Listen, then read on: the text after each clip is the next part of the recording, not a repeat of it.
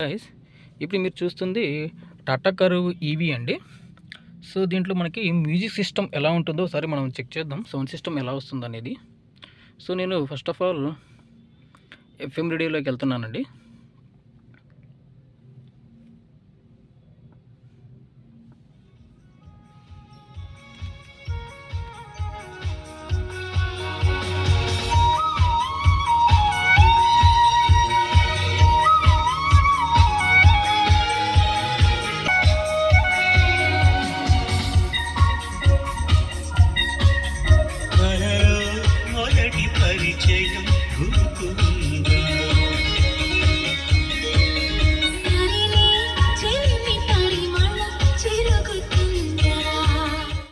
Sound system అయితే చాలా బాగుంది గైస్.